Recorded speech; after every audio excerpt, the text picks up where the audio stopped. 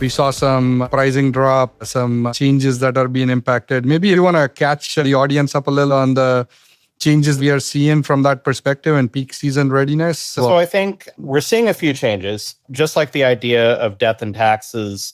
We have seen carrier rate change, and they typically seem to happen earlier and earlier.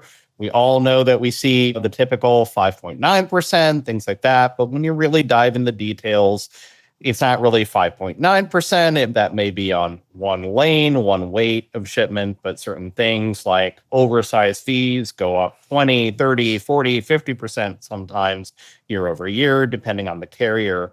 I think the things that are really catching my attention this year are, no doubt we see different fee surcharges, particularly on oversize and larger weight items changing.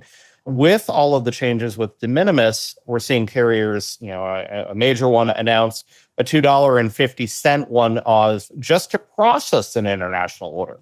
Forget about the fees and surcharges associated with duties, taxes, and the high cost of an international shipment.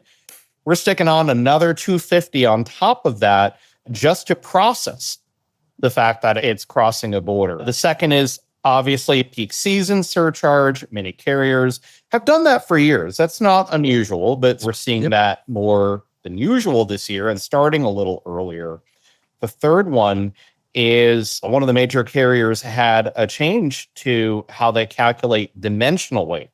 Dimensional weight is the idea that it doesn't necessarily matter what your box weighs.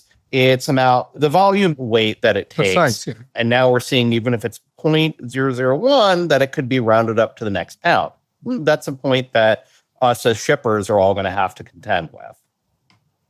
Yeah. And all of these things add up, especially as you're thinking about peak season. I genuinely feel concerned for the smaller brands that have already had so much to contend with for this year, having these additional charges and things in flux. I don't think it's going to do them any favors.